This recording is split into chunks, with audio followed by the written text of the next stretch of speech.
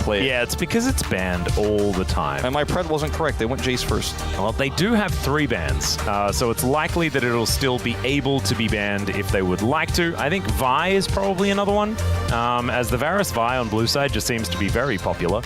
Yeah, it's been quite strong to threaten that Nefiri pick as well. Yep. We'll see what comes through here. A little bit of a wait on this one. There's the Vi on red side. Victor. We've switched it around.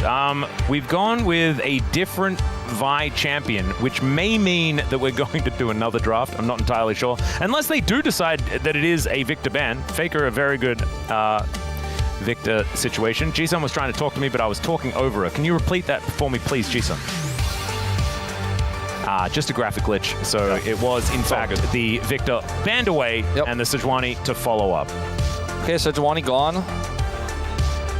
One of Owner's best. As it feels like Kalista has a lot more value to me than Nefiri in this slot, even though they banned the Vi. I think ban neither of them. Well, you can go for the trade, but I personally favor the Kalista more. And to give that to Ruler, one of his iconic picks, just feels like a risk I wouldn't take myself. Yeah. The Kalista will still be banned away. Okay. Like you're saying, I like we're that. safe. We're safe. I like that, you know? Not just because I predicted it to be banned second.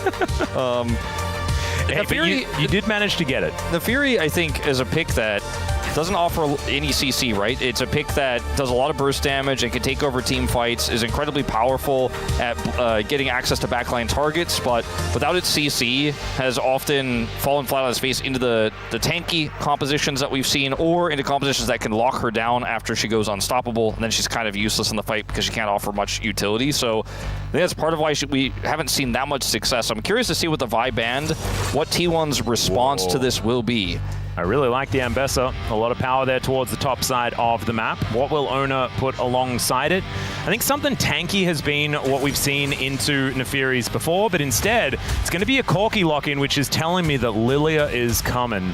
Lilia or the Maokai, another choice. We've seen a lot of the Liandry's Maokai crop up overseas, not necessarily here in the LCK. We still stand by the tanky version. I like the Maokai more in this situation, but we'll see what else this comp has to offer. Since Lilia is so squishy into Nefiri, feels like a bit of a risk. But we will see. Yeah. As moving forward here, the Corki is a flex. Gnar, going to be a great option here for Keen into this Ambessa in the top lane. I don't think that this will be flexed to mid. Very low chance. So it feels like a really nice, safe lock-in here. And you could go for something like an Ezreal right now, but the Corki is a bit of a threat. Yeah, I think an Orianna angle is what I'm kind of expecting here. The Orianna Nefiri is something we saw out of KT. BDD and Cuz actually managing to nail the combo over and over again, but instead the Ezreal is going to be locked in as the priority choice. Trinity Force versus Trinity Force, if that Corki is going to head towards the bottom lane. We'll opt for that. What's that jungle pick going to be? The Maokai feels pretty strong here, you know, in terms of locking down these big threats. The Gnar as well can be one that's trying to look for a flank, trying to build up that Gnar bar, can deny him entry into the fights. Yeah. And it's one of the best tanky options they have left. I mean, the Sejuani is gone. Okay. So that is basically telling us that the Corki is heading towards the bottom lane. I think FAKER is likely to want something like an Orianna, which means this is actually so smart, though, because T1 have identified that Gen.G would like an Orianna, if possible. And so what they're basically doing is saying, we've got a jungler that would also really like an Orianna. Are you going to ban it? Because we get the first cab off the rank if you decide not to take it away, as Talia is going to be the ban. Yeah, I think Orianna stocks are up, but Gen.G will likely just ban it here, just simply because, like you said, red side is T1s and they have the pick priority. So yeah. It's too high of a risk not to, especially if you consider how much other follow-up there is with this Ambessa onto anyone who gets caught by it. So down it goes. I feel like it does double duty, forcing that ban on the Gen.G side. And we're losing. Pretty impressive. I think RYZE, actually, weirdly enough, could be a strong ban here for T1. Because they're losing a lot of these consistent damage AP mid laners right now. With Talia gone, Victor's gone, you know, the Ahri's gone, the Azir obviously was played by Chovy in game 1. So RYZE stock's pretty high at the moment in terms of AP damage dealers. Yeah, there's not a lot of just control mages, I guess, still up and available, especially with that Orianna banned away, like you say. I think RYZE needs to be banned also from Gen.G to consider, because FAKER, I hear, is pretty good at the champion, has been for some time. I wonder if that'll just be the ban there as they go for the Elise instead. With a Leona ban. Interesting. Another pick that we haven't really seen but would kind of fit the bill here would be the Hui. I feel for T1's composition. True. As good wave clear, but again, a little bit more niche right now. RYZE gives so much rotational power when you already have the global of the Nocturne, so you don't have a lot of range, and you're going into an Ezreal, so that might be a hindrance, but it's still going to be locked in here as FAKER playing Ahri and RYZE already on his 12th anniversary. That feels pretty good. Probably needs an Azir game if we were going to be real about it, and kind of would prefer to have 4 games so we could also get an Orianna game in there. But feels like we're getting treated to some classics from FAKER here with Ahri and RYZE. There's so many different angles Chovy could go for here. I was going to say Galio is one of them. I was going to say he could go hyper-scaling and go for an Aurelion Soul, which he's loved to play in the past. But it doesn't really suit the composition as much as a Galio who could follow up on the Nara, can follow up on the Nefiri. And Nautilus will be the final lock great into the Corki. Can guarantee he's going to get knocked up by that ultimate even if he Valkyries away. And now the question is, what's that support here in the bottom lane for Keria? Yeah, see what he decides to go with. I mean, I don't think this is the Pyke angle. That doesn't feel like a good one. There are some pretty burly members of Gen.G, not to mention the fact that Nefiri can go untargetable. It's not a Renata angle either. Oh, Poppy's up? My God. It's not a bad Poppy angle, but it's not a standard one either, in that, you know, the Ezreal, obviously, his shift is a blink, and he can... Charging while the gargoyle's falling from the sky, you're almost always a victim, no matter what, right? And so Keria is going to have so much control of this game with this Poppy wielding this big old hammer. I'm really looking forward to getting into it. Game number 2 right now. 소환사의 협곡에 오신 것을 환영합니다.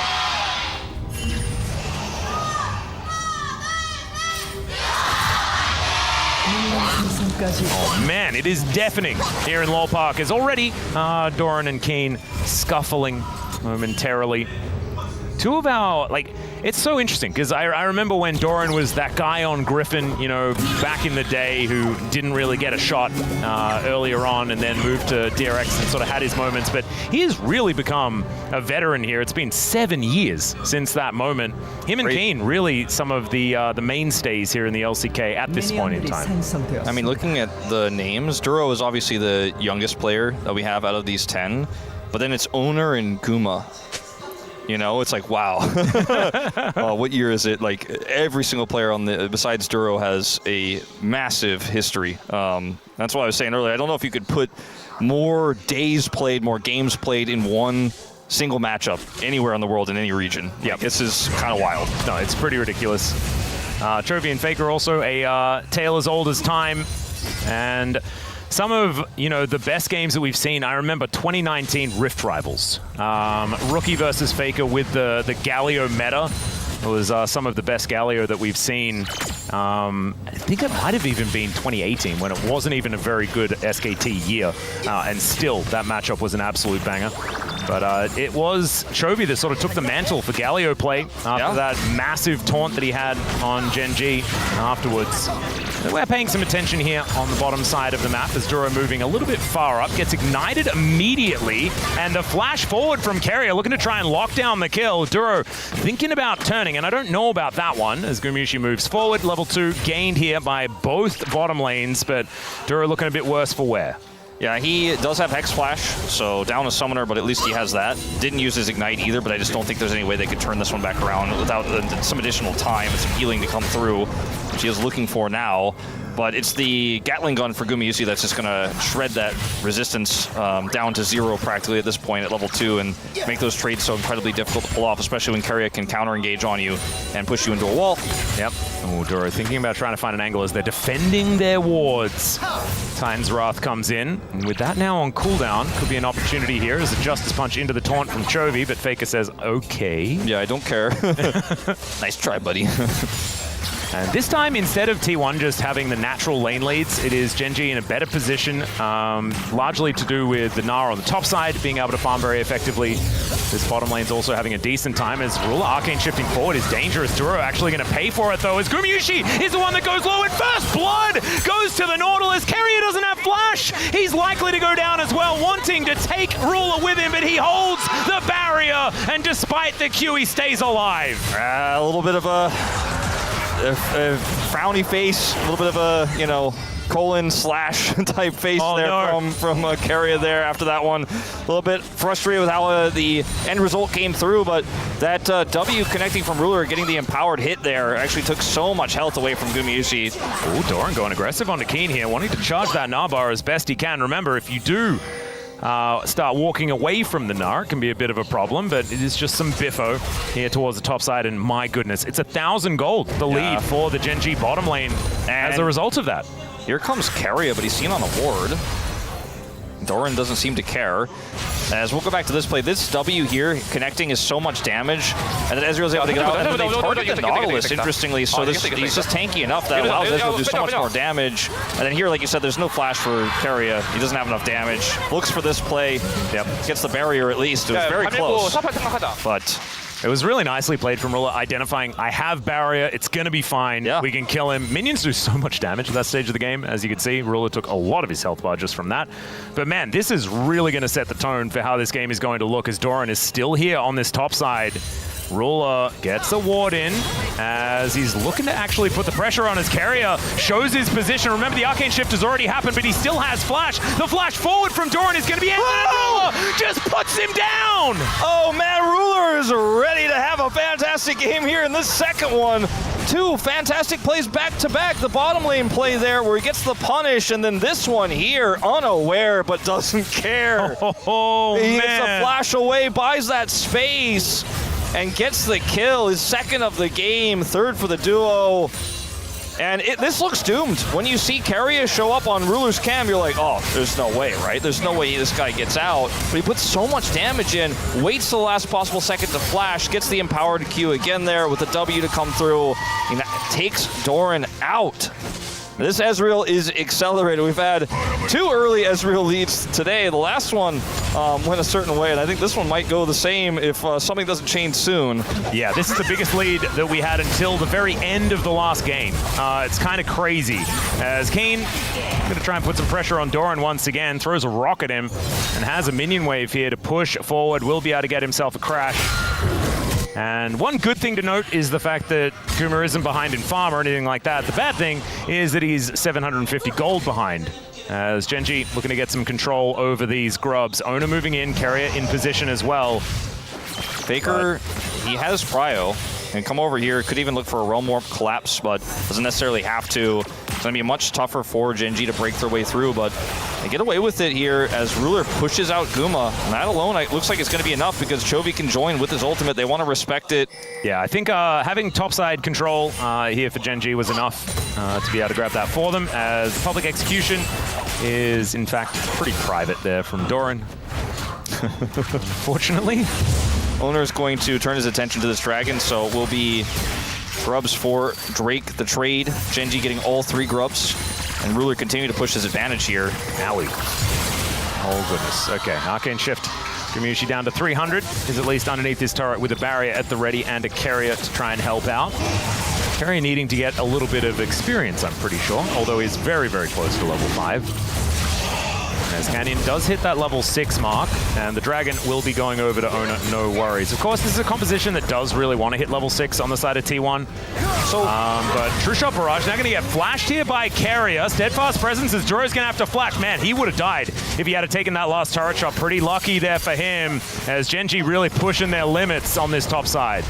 Right before this happened, I didn't think they were going to go for the kill onto Keria, but I was going to say Keria is not going to be able to stop Ruler from getting plates. Not really in this situation. And you mentioned Guma not really being that far behind in farm, but he kind of is now after getting pushed out there. And Keria, at least getting some of that experience, he's a whole level behind right now. Will finally hit that level 5, but so much money. I have a feeling that Kane could be in trouble. Ladies and gentlemen, Gumayusi going to walk over a ward here. Kane does have the Gnar in a pretty good spot as Chovy looking to try and see what FAKER's up to. FAKER is walking around, as it turns out. Looks like Keen is going to live for now as the rest of the team is going to turn up. So backup arrives. There is feats of strength completed here for Gen.G, largely off the back of this 2v2 on the bottom side of the map, and by largely I mean entirely. Yeah. And they need a couple more objectives if they do want the feats of strength. Yeah. Game looking so much better for Gen.G than game number 1. It's just such a massive lead in the top lane as well. In terms of farm, you can see half a level up right now, Keen, and significant farm advantage. Still only 200 gold, but it's something when you add up all the other pieces, you know, the bottom lane. And FAKER has had prio, and he's had a lead himself throughout this early game, but he hasn't been able to utilize it just yet because the top side has been so lopsided. Yeah, and I think that Gen.G now, they know what they're supposed to do. It is just all aboard the ruler train, just don't die.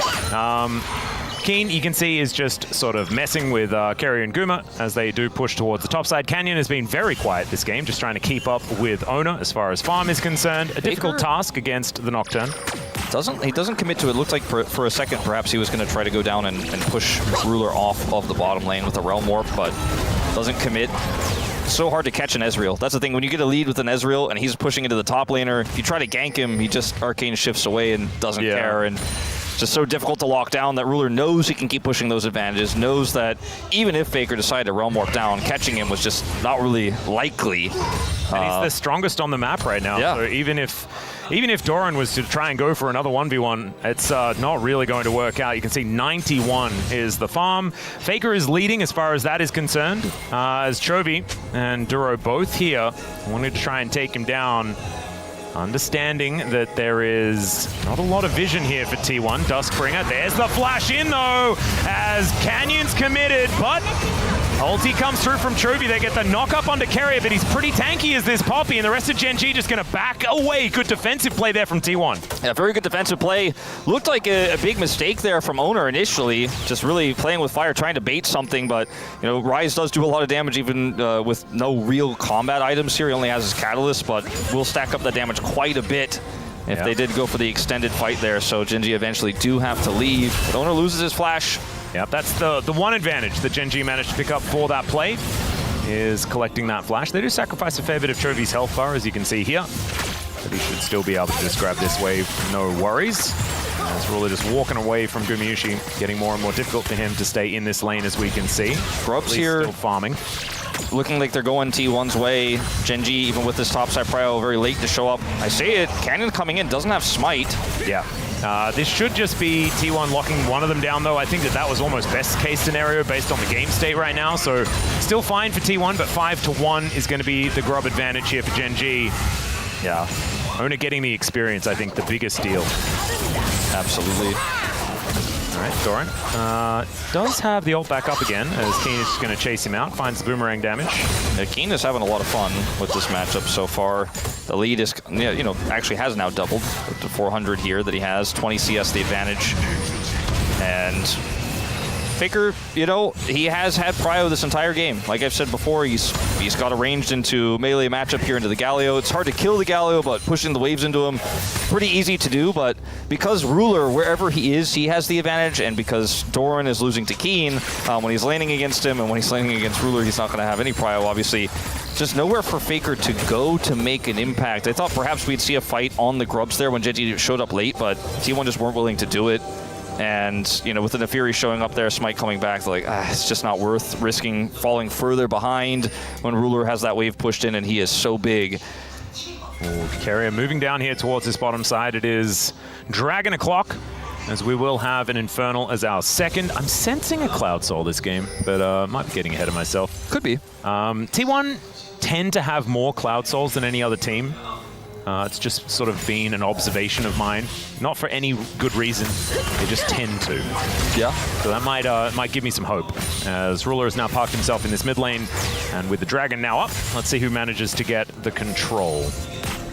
See Keria gonna clear some of this vision here. Second Dragon would reveal, of course, what that soul is going to be. It's too valuable.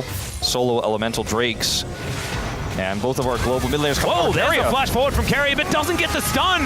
There's the paranoia. They decide to go on top of Duro first as the Realm Warp is going to deliver FAKER to the mid lane. And Chovy holds the ultimate. I kind of thought that he would just pull the trigger. Maybe he was out of range onto Duro, but now we'll have that for a potential dragon fight. Keria's going to get his ult up in just 3 seconds as well, can redo it since he did not actually fully complete it. Yeah.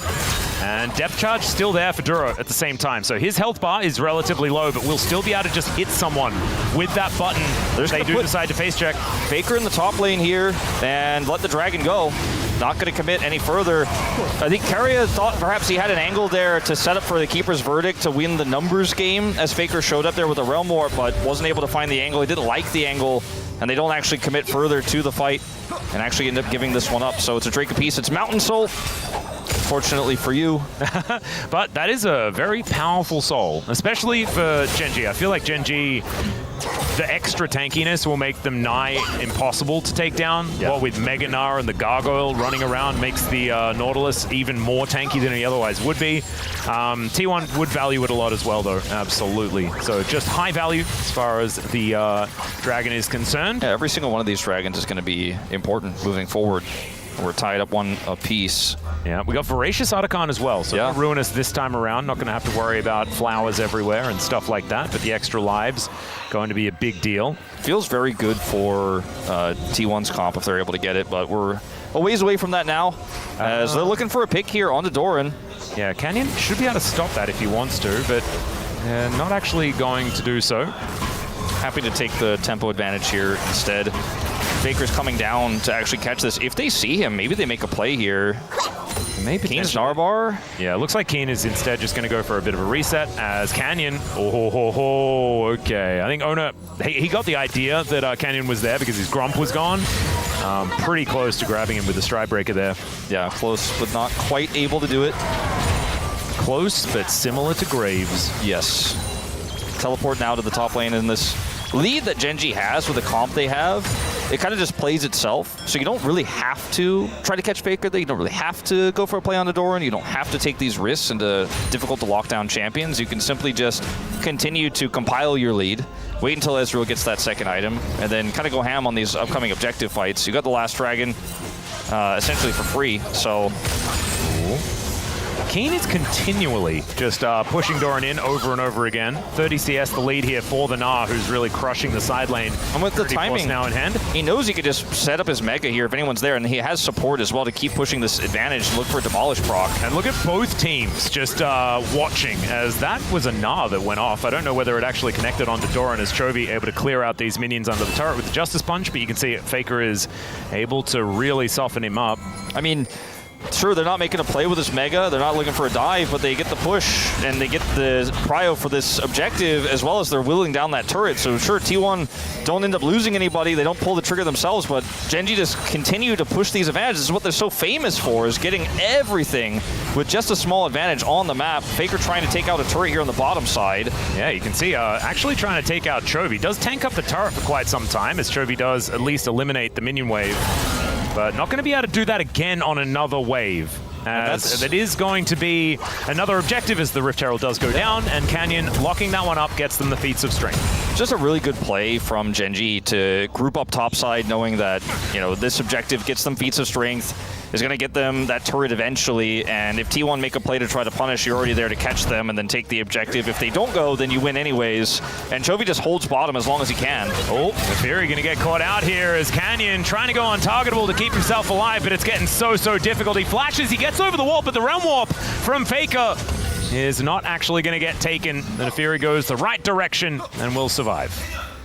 Fortunately, a bit of a whiff there for T1. Not quite able to lock him down. The Fury very mobile and does have the ability to go untargetable, so a tricky target to catch there.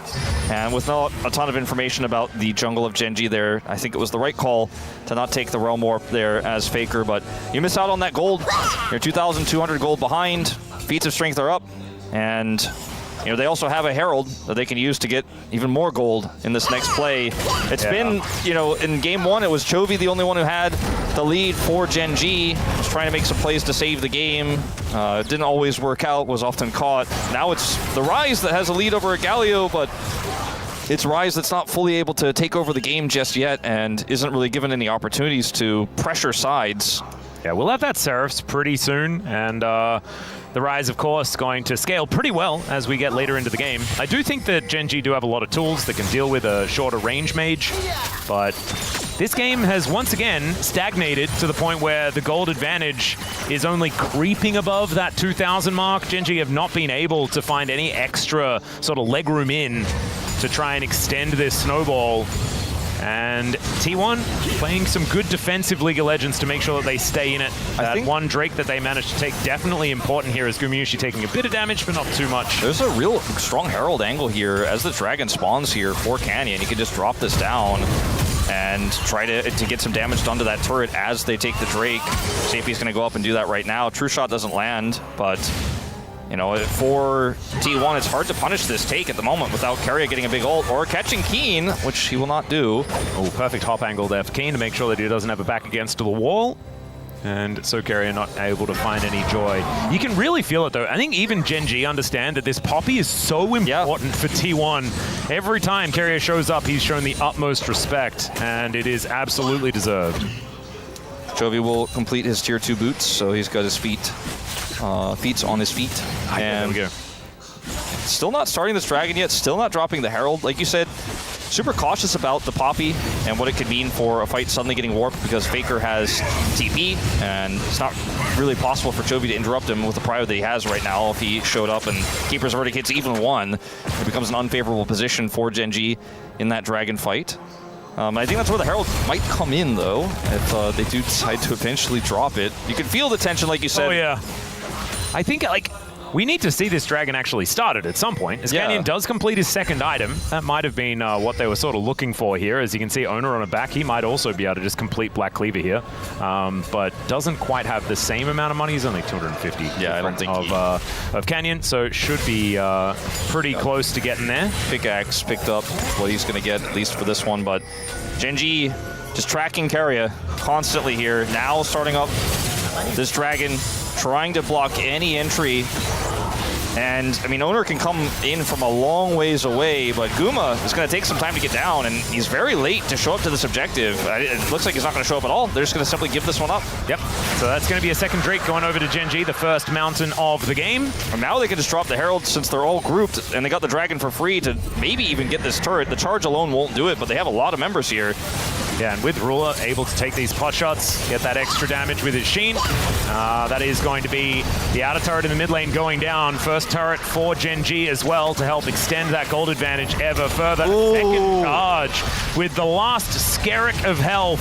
As FAKER going to get knocked up. He's in turret range there as well, as he wants to just take down the turret. There it goes. That's what he was looking for. That was scary. Oh, okay, over the wall goes Canyon, looking for a little bit of a biffo against Doran here, but Doran's able to get himself out. 2v2 is now set up here as well. They may, it looked like for a moment, they were going to look for a dive down that bottom side, as FAKER is playing with his range advantage very flirtatiously here. Yeah, getting a little bit scared or worried, but the I think they turret is still there. Dive this, to be honest. I mean, with Ezreal here, well, Keen does have a Meganar on the way, but they decide instead of diving, they'll just take the free money. Yeah, if they leave, then we'll just take the money, and now we have Autogon Prio, and no one's anywhere near. For T1, they have no vision whatsoever. They have no turret. I mean, this is the closest thing division they have is a Nocturne who knows, I think something bad is happening down there where we can't see.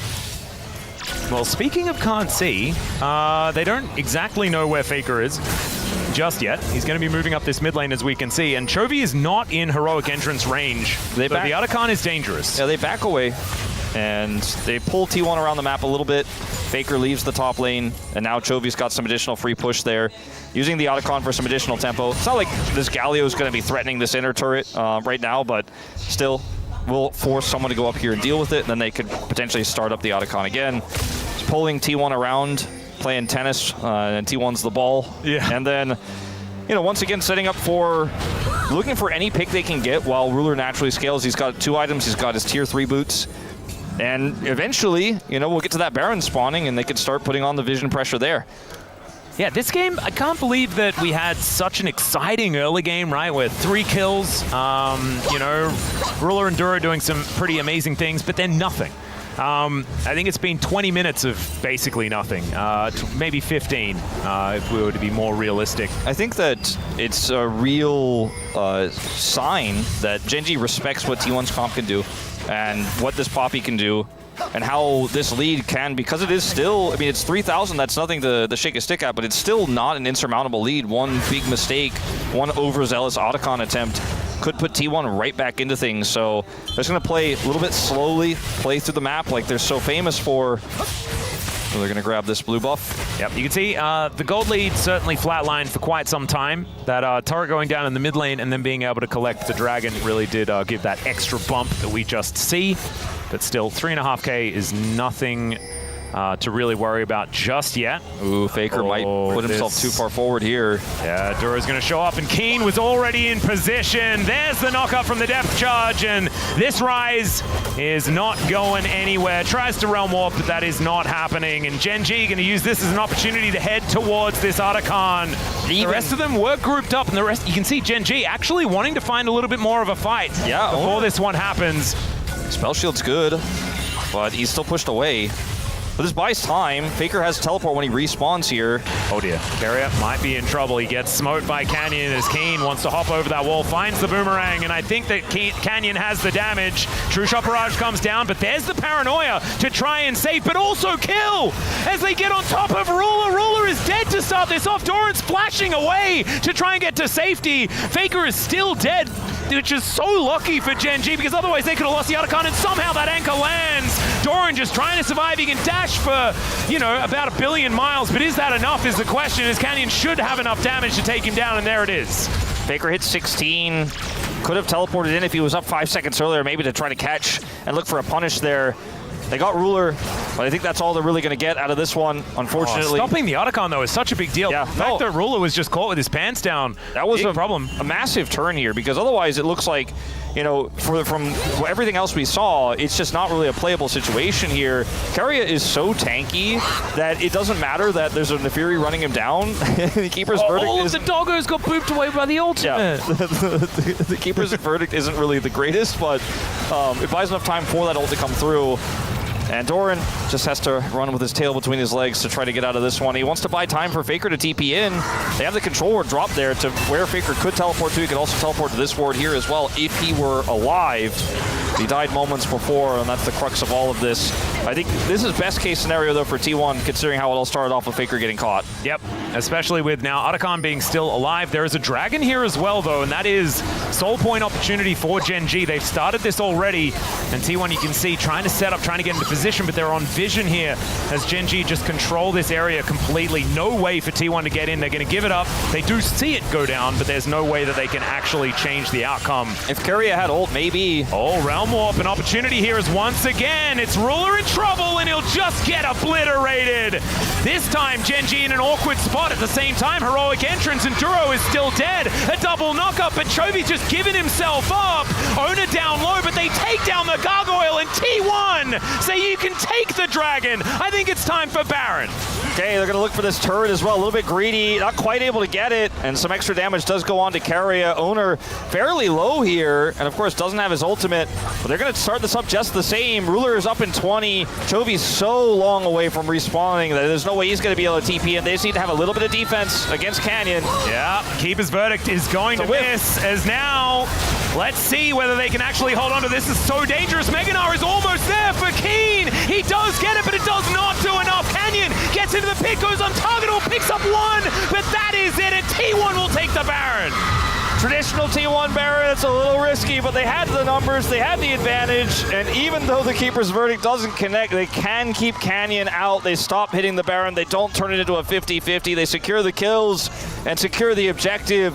And now T1 in a pretty nice control of this game for the first time after what was a pretty rough early game. And it all starts off with, once again, a pick onto this, you know, Ruler who's just a little bit too far out, onto the same AD carry.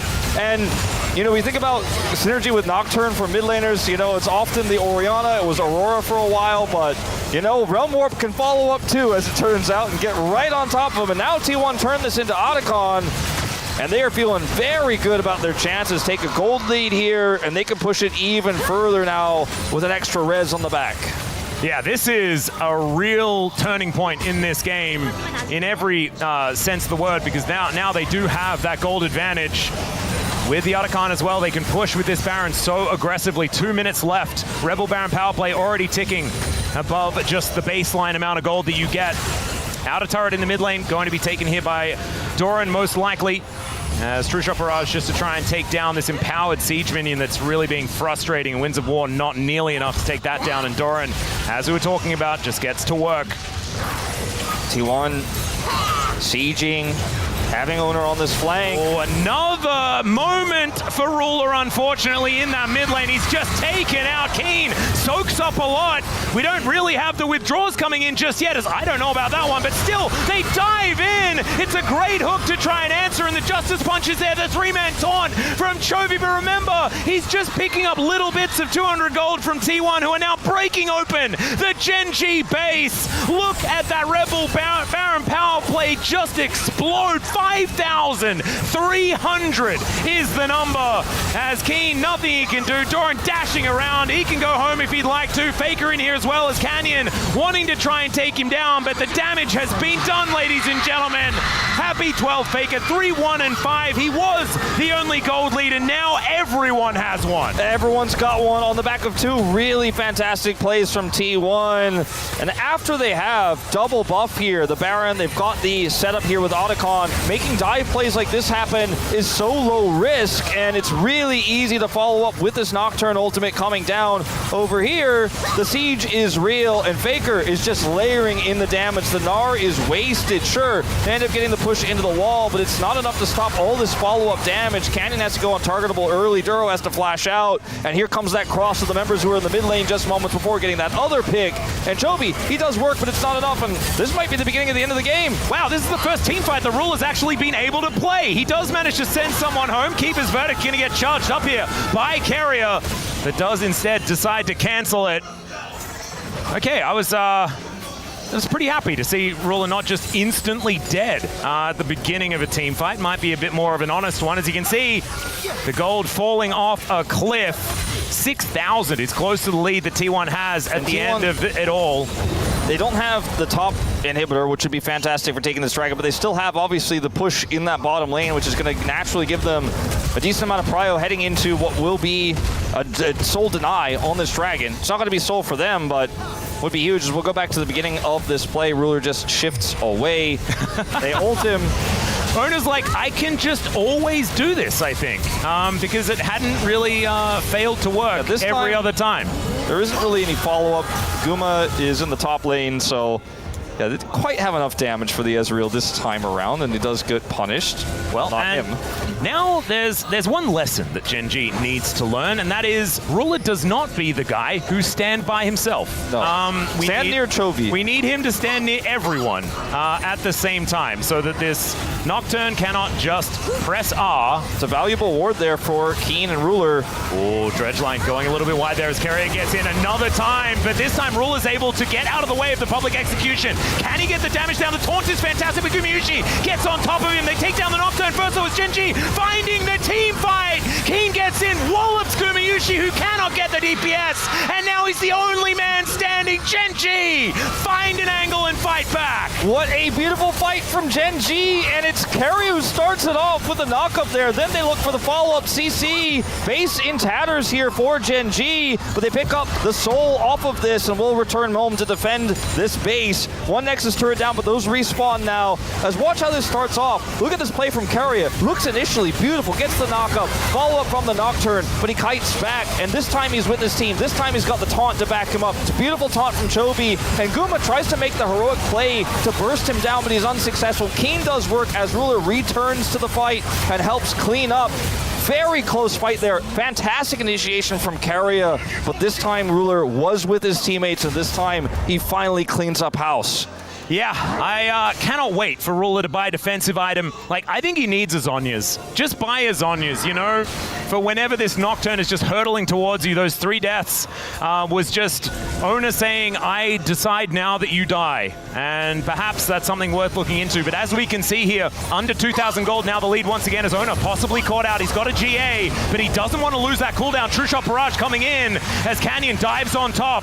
They used the Paranoia as well, but now Carrier looking for an angle. Chovy finds a taunt, but only onto one as Doran gets into that backline on top of Ruler. But now he's got friends, now he has backup, and even though Canyon falls down, the carries are left alive, and Ruler gets the last laugh in this one. Canyon getting on top of the backline there, on top of Faker and Guma, they couldn't actually offer any damage there when the turn came through. So Ruler's incredibly low, but they can't finish him off, and Canyon sacrifices himself in order to win the fight. As Owner getting caught here initially is such a huge problem because Chovy can TP in, and then looking for a turn on this during the GA is just not possible with a Galio coming on top of these members. You see Carrier so desperately wants this. Chovy just comes in, they taunt him. Doran is a little bit late to come through here, gets on the Ruler alone, but look, there's no follow-up. Why? Because Canyon keeps Guma and Faker busy, so even though Doran does a ton of damage, he alone cannot kill Ruler, and defensively they win the fight. But without Canyon, the question is, could they take the Baron? And yes, they did. Yeah, and the answer would have been no, because Canyon was the one that actually killed Owner after that GA came up. And so like you were saying, it was double duty. He did obviously manage to keep Faker and Gumayusi busy, but also killing Owner meant no smite, meant the Baron goes over to Gen.G, and it's now their turn to try and buff up this Red Bull Baron power play themselves. And having a look at the gold graph, Gen.G had it moving up and to the right quite comfortably for most of this game. T1 find that beautiful turn, but now Gen.G with their selves back in the driver's seat once again. 3.5 minutes until the Elder, ladies and gentlemen, and that may just be where this game is decided. And I don't know whether that is really favored one way or the other, because both of these teams have found phenomenal team fights this game. The Mountain Soul gives Ruler just that extra oomph. He doesn't have a defensive item, but maybe he doesn't necessarily need one when he has that shield. Now Chovy has an arm guard, so he can make a lot of plays here. Keen, Wit's End, also makes him very difficult to kill. You know, Faker's not doing that much to him. And with the siege here, slow and steady, looking for the 4-1 here to try to push onto these inhibitors. All right, Canyon and Owner just trading some shields out, as Canyon will be able to clear out this control ward. It's so difficult to actually engage here as T1 to find any sort of angle.